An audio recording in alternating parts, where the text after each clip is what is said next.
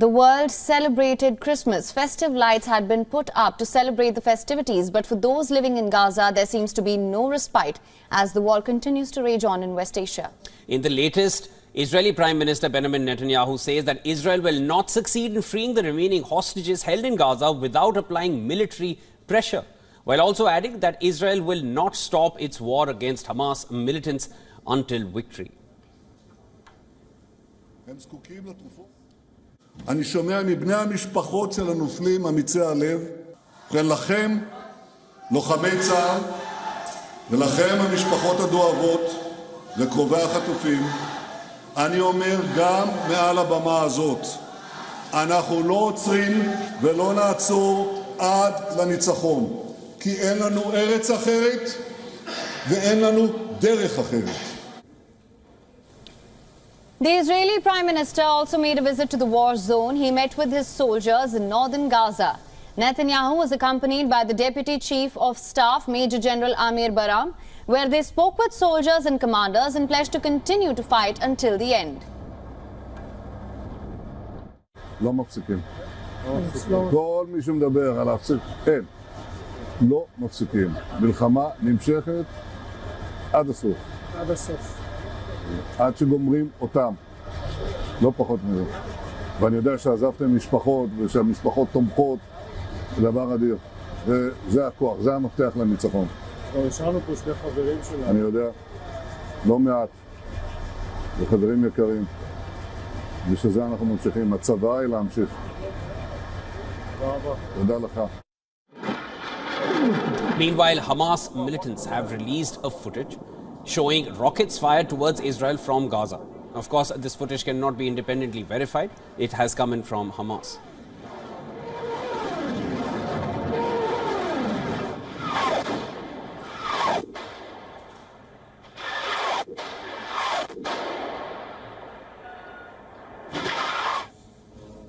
But Israeli strikes in central Gaza killed at least 70 people, including women and children. This is according to Hamas Health Ministry. According to the Palestinian Red Crescent, Israeli warplanes were bombing main roads between central Gaza, hindering the passage of ambulances and emergency vehicles. Moreover, in central Gaza, body bags were seen on the ground outside Al-Aqsa Hospital. A senior official from the World Health Organization also visited the hospital. We're in Al-Aqsa Hospital where I just left the resuscitation room where a 9-year-old boy named Ahmed was being treated basically with sedation to ease his suffering as he dies. But there's nothing anybody can do for him. Like so many cases here, there isn't capacity to manage complex neurological cases, complex trauma cases. The operating theaters are working 24 hours a day. The emergency room is far, far beyond its basic capacity.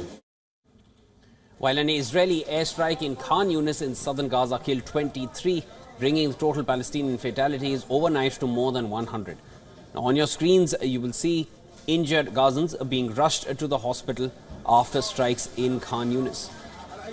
In the aftermath of the Israeli strikes, Palestinians scoured the rubble from the bombardment as they mourned the dead. Meanwhile, in Syria, an Israeli airstrike outside the capital Damascus has killed a senior advisor in Iran's Revolutionary Guards. This is according to 3 security sources and Iranian state media. The sources further said the advisor Saeed Razi Mousavi, one of the Guards' oldest advisors in Syria, was responsible for coordinating the military alliance between Syria and Iran. After the killing of one of the Guards' oldest advisors in Syria, Iran's President Ibrahim Raisi vows that Israel will certainly pay for the killing in Syria. In a statement, Raisi further said, without a doubt, this action is another sign of frustration, helplessness and incapacity of the usurping Zionist regime. On the other hand, Israel's Defense Minister Yoav Gallant has issued a warning to Hezbollah while holding a situation assessment in the IDF's Northern Command. Gallant said Hezbollah looks at what is happening in Gaza and it understands very well that what Israel did in Gaza can also be done in Beirut.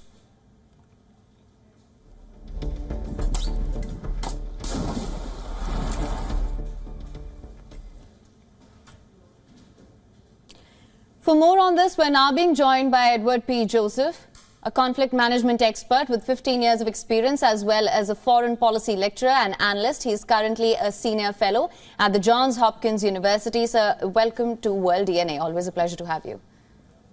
Likewise. Thank you very much. Now, sir, a senior advisor in Iran's Revolutionary Guards Corps has been killed allegedly by an Israeli airstrike outside Damascus. We know how volatile the situation is. We've seen multiple fronts in this war. What will be the repercussions of this? I'll get to that in a second, but first, let's just say on this Christmas Day here in the United States and in many parts of the world that we have to hope that diplomacy being led by Egypt will lead to, of course, the end of this suffering that you noted in your report there of Palestinians, and of course the release of those well over 100 Israeli hostages still being held by Hamas after they were seized after Hamas's brutal attack on October 7th, which of course launched this war. And to answer your question, the repercussions remain to be seen. The most we're talking about now this alleged Israeli strike on an Iranian commander in Lebanon, an Iranian commander presumably associated with Hezbollah. And Hezbollah remains, that is really the main mystery of this entire tragic conflict, again, launched by Hamas on October 7th, which is why would Hezbollah, this heavily armed militia with all of these strong, capable missiles, why would Hezbollah, backed by Iran, not take advantage of the fact that Israel's army is deployed in Gaza and Israel is at its most vulnerable? And yet Iran has not so far attacked, except recently we've seen the Houthis, the Iranian-backed militia from Yemen, attacking international ships in the Red Sea. And apparently Iran itself has attacked a commercial ship in the Indian Ocean. So we can imagine that this strike, if it was by Israel on this Iranian commander, was a message to Iran, a signal to Iran from Israel that if you escalate, Israel is prepared to respond. And so far, again, that would appear to have resonance with Iran, because so far it has not given the green light to Hezbollah to attack, again, very oddly, at Israel's most vulnerable moment.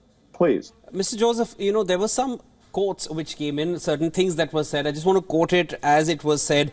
Israel will pay for what it did. This is, of course, coming in from the Iranian regime. And as far as the Israeli defense minister is concerned, he said that what Israel did in Gaza, it can also be done in Beirut.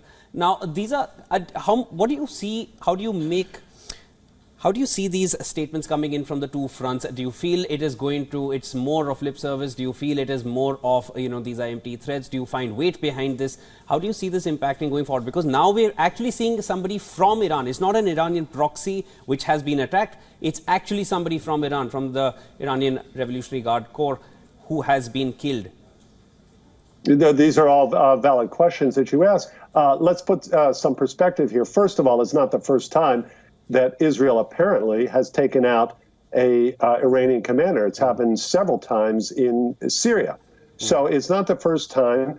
We have to understand that, yes, of course, but your question is valid, and this is tense, and it's nothing to be, the words are as well are nothing to be dismissed.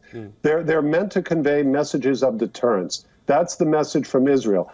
The message from Israel is that it will not be cowed by fears of Iran utilizing Hezbollah.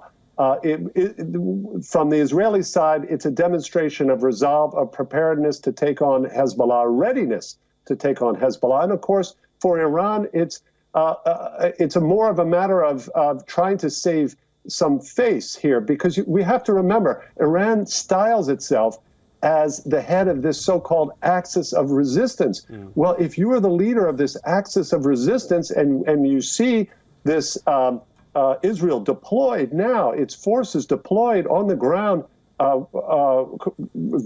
and focused almost completely on this conflict with Hamas in Gaza, why not take advantage of that? This would be the golden opportunity, and yet Iran doesn't move.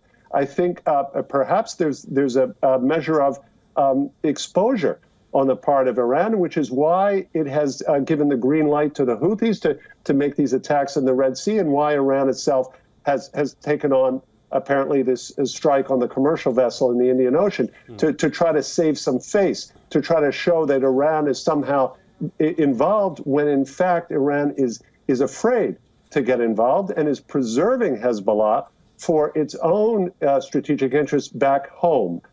That's how Iran uses Hezbollah. It's meant to protect Iran. Please. So, of course, let's also talk about the situation on ground and, of course, the hostage situation, which is a cause of concern, great concern, in fact. And we've seen how Israel's operations in Gaza, it's drawn the ire from not just around the world, but also families of the hostages. Now, Israel wants to intensify military pressure to get hostages out. What do you make of this approach? Okay, and again, we should add, not only is the pressure from families of the hostages, but also the United States, President Biden, and of course many Americans, myself included, who any human being has to be deeply concerned about the toll on innocent Palestinian life in Gaza. But of course you come to the question of hostages, and we have to here, of course, arrive at Hamas's own share of responsibility for the situation in Gaza, having seized these brutally seized these hostages, some of whom even include an infant that was seized in this murderous attack on October 7th. And they, of course, represent the key to achieving what we all want to see, which is an end to this strike and suffering in Gaza. Now, what I take from the way I interpret what Prime Minister Netanyahu is conveying here, this determination, it's very similar to this we see with both Iran and Israel in Lebanon. It's trying to convey determination. The war is at an acute point here. And what Prime Minister Netanyahu, in my opinion, is trying to convey is determination and resolve towards Hamas, and in so doing, obtain perhaps a diplomatic solution that will see the release of the hostages. And here, again, we come to the role of the Egyptians and this very important, ambitious proposal by Cairo to not only achieve a temporary ceasefire, but actually end this terrible conflict. And as part of that, of course, Hamas to accept those terms, which apparently Hamas does not like, and nor does Israel like all of the terms of the Egyptian proposal. But in order to do that, Hamas needs to fear a continuation of the conflict. And I believe that's what Prime Minister Netanyahu is trying to signal. Please. Okay, Mr. Joseph, thank you so much for joining in on World DNA. Always a pleasure to have you here with us on the show. You're welcome.